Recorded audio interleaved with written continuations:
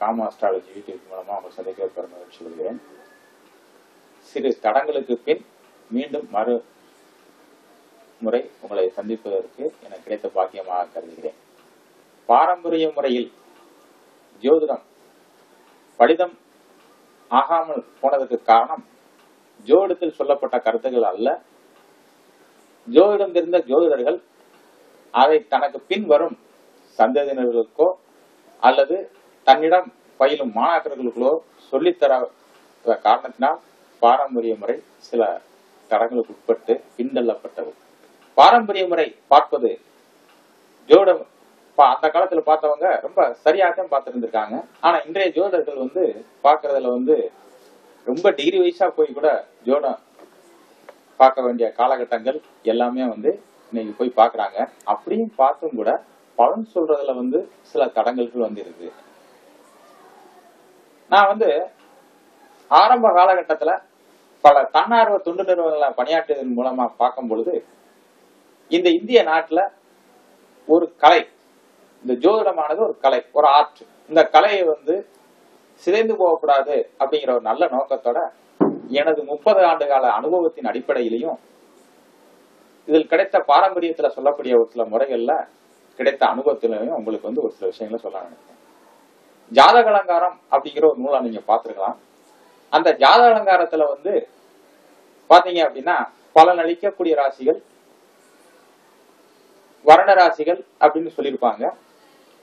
KP படிச்சவங்க, அதாவது KSK Krishnamurthy பதவி ஸ்டெல்லர் அஸ்ட்ராலஜி படிச்சவங்களும் ஒரு சிலர் படிச்சிருக்கலாம். எந்த நூல்ல படிச்சிருக்கலாம்னா கேஎஸ்கே எழுதுனா ஃபண்டமெண்டல் பிரின்சிபிள் ஆஃப் அஸ்ட்ராலஜி அப்படிங்கிற ஒரு புக்ல பாத்தீங்கன்னா நான் சொல்லக்கூடிய விஷயங்களும் அதுல இருக்கு. அந்த நூல்களை இன்றைய இளைய தலைமுறை படித்தார்களா படிக்கலையான்னு எனக்கு தெரியாது. அது எனக்கு தெரிஞ்சுக்கிறவன்னு ஆசைப்படல. அவங்க அந்த பலன் சிதைந்து போவதற்கு கேபி படித்தவங்களும் ஒரு சிலர் தவறுகள் வர்றதுக்கு காரணம் என்ன அப்படின்னு பார்த்தேன். அந்த தவறுகள் வராம இருக்கிறதுக்கு ஏதாவது வழிவாய்ப்புகள் இருக்கா அப்படின்னு பார்க்கும்போது அந்த அடிப்படை ஜோதிட நூல்ல ஃபண்டமெண்டல் அஸ்ட்ராலஜில சொல்லக்கூடிய நூல்களின் அடிப்படையிலையும் ஜாதக அலங்காரத்தில் சொல்லப்பட்ட அடிப்படையிலையும் ஒரு சில விஷயங்கள்ல உங்ககிட்ட பகிர்ந்துக்கலாம்னு நினைக்கிறேன். இந்த இதுல நான் சொல்லக்கூடிய கருத்துக்களுக்கு உங்களுடைய மேலான விமர்சனங்களை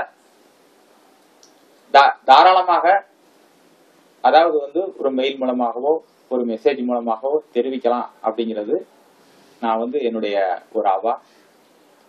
இப்ப பாத்தீங்க அப்படின்னா பலனளிக்கக்கூடிய ராசிகள் அப்படின்னு சொல்லுவாங்க. இந்த பலனளிக்க ஃப்ரூட்ஃபுல் சைன், இங்கிலீஷ்ல சொல்லக்கூடிய வார்த்தை ஃப்ரூட்ஃபுல் சைன் அப்படின்னு சொல்லுவாங்க. பலன் அளிக்கக்கூடிய ராசிகள் அப்படின்னு ஜலராசிகளை மட்டும்தான் சொல்லியிருக்காங்க.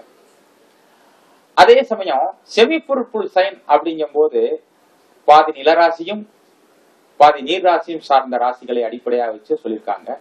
பேரன் சைன் அப்படின்னு சொல்லக்கூடியது வறண்ட ராசிகள் சொல்லக்கூடியது வறண்ட நெருப்பு ராசிகளாகவும் இருக்கலாம், காற்று ராசியாகவும் இருக்கலாம், நிலராசியாகவும் இருக்கலாம். அந்த ராசி வச்சிருக்காங்க. சரி, நம்ம இப்ப விஷயத்துக்கு போவோம். அது என்ன ஃப்ரூட்ஃபுல் சைன்? ஜலராசிகள் கடகம், விருச்சிகம், மீனம். இந்த ராசிகள் பலனளிக்கக்கூடிய ராசிகள். இந்த ராசிகள் ஒரு லக்னத்திற்கு நல்ல இடங்களாக அமைய வேண்டும். ஒரு லக்னத்திற்கு திருதிய ஸ்தானமாகவோ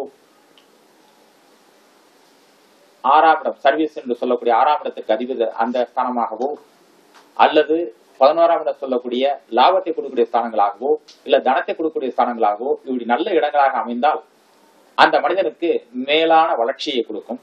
எந்த மாதிரி அப்படிங்கிறத பார்ப்போம். இப்போ ஒரு ரிஷப லக்ன ஜாதகத்தை எடுத்துக்கிடுவோம். ரிஷப லக்னத்திற்கு லக்னாதிபதி, இந்த இடத்துல நான் சொல்ல வேண்டிய விஷயத்த சொல்லாம விட்டுட்டு வந்துட்டேன்னு நினைக்கிறேன். திருப்பி அந்த இடத்துக்கே போறேன். செமி ஃப்ரூட்ஃபுல் சைன் அப்படின்னு சொல்லக்கூடியது பார்க்கும்போது ரிஷபம், துலாம், மகரம். இதுதான் பாதி பலனளிக்கக்கூடிய ராசிகள். அதே மாதிரி வறண்ட ராசிகள் என்று சொன்னேன். அது மேஷம், மிதுனம், சிம்மம், கன்னி, இதெல்லாம் வறண்ட ராசிகள். சரி, இப்ப விஷயத்துக்கு போவோம். ரிஷப லக்னம் ஒரு ஜாதகத்துல நான் பார்த்த ஒரு ரிஷப லக்ன ஜாதகத்துல லக்னாதிபதி சுக்கிரன். இந்த லக்னாதிபதி சுக்கிரன் மிதுனத்தில் போய் அமர்ந்து விட்டார். உடனே பலன் அது பேரன் சைன், அவருக்கு நல்ல பலனே இருக்காது அப்படின்னு ஜோதிடர்கள் சொல்ல போயிருவாங்க. லக்னாதிபதி 2க்கு போனாலும் நல்ல பலனே இருக்கான்னு சொல்லுவாங்க. இன்னொரு ஜோசியர் என்ன சொல்லுவாங்க அப்படின்னா, லக்னாதிபதி நின்ற வீட்டோன் 3ஆம் இடத்துல மறைவு ஸ்தானத்துல புதன் 3ல போயிட்டாருன்னா மறைந்த புதன் நிறைந்த கல்வியத்தை கொடுப்பாரு, அதனால ஒரு பயன் இல்லைன்னு சொல்லுவாங்க. இந்த விஷயத்துல கொஞ்சம் நான் மாறுபட்டு பேச வேண்டிய விஷயங்கள் இருக்கு.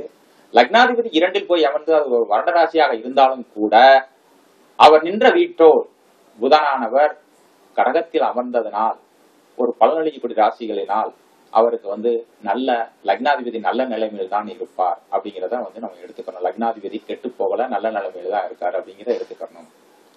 சரி, இப்ப அதே மாதிரி லக்னத்துக்கு 2ஆம் இடத்தோம் தனஸ்தானாதிபதி அவரே வந்து ரிஷப லக்னத்துக்கு பஞ்சமாதிபதியா வர்றதுனால அந்த புதன் வந்து கடகத்துல போய் உட்கார்ந்துருக்காரு. இந்த கடகத்துல உட்கார்ந்துருக்கனால தன நிலைமைகளை பார்க்கும்போது கடகத்துல உட்கார்ந்துருக்காரு. உடனே வந்து புதன் வந்து 3ல உட்கார்ந்துட்டாரு, அதனால நல்ல நிலைமையில இருக்கும், நல்ல நிலைமையில இருப்பாங்க அப்படின்னு சொல்லுவாங்க. அந்த வீட்டோன் இன்னொரு இடத்துல போய் உட்கார்ந்துருக்காரு, ஒரு பேரண்ட் சைன்ல போய் உட்கார்ந்துருக்காரு. அந்த பேரண்ட் சைன்ல போய் உட்கார்ந்தாருன்னா அது பலன் கொடுக்க மாட்டார். அவர் ஒரு ஃப்ரூட்ஃபுல் சைன்ல போய் உட்காரணும். அந்த புதன் என்ற வீட்டோன் சந்திரன் வந்து மீனத்தில் அமர்ந்திருப்பதனால் இவருக்கு ஒரு நல்ல பலனைத்தான், அந்த தன நிலைமைகள் இவருக்கு எந்த விதமான குறைவும் இல்லை என்பதை நாம் தெள்ள தெளிவாக தெரிந்து கொள்ள வேண்டும். இந்த மாதிரி பலன் அளிக்கக்கூடிய ராசிகள், பலன் அளிக்கா ராசிகள் என்ற அடிப்படையில் ஜோடத்தை முதல்ல தெரிந்து கொள்ள வேண்டும். இங்க வந்து நம்ம பார்க்கக்கூடிய விஷயங்கள் ரொம்ப நுணுக்கமா பார்க்க வேண்டிய ஒரு சில விஷயங்கள் இருக்கு. அந்த விஷயங்களை நம்ம பார்க்கும் பொழுது இந்த ரிஷப லக்னத்துக்கு சந்திரன் 3 குடையவன். அந்த 3 குடைய சந்திரன் உட்கார்ந்தது ஒரு ஜலராசி, மீனத்துல போய் உட்கார்ந்துருக்காரு. அப்ப சந்திர திசை ஒரு நற்பலனைத்தான் செய்யும், தீமையான பலனை செய்ய மாட்டார். நற்பலன்கள் இவருக்கு நடந்துகிட்டே இருக்கும். சகோதரினால் மேன்மை, கம்யூனிகேஷனால் மேன்மை, இதெல்லாம் வந்து இவருக்கு சந்திர திசையில் நடந்துகிட்டு இருக்கும்.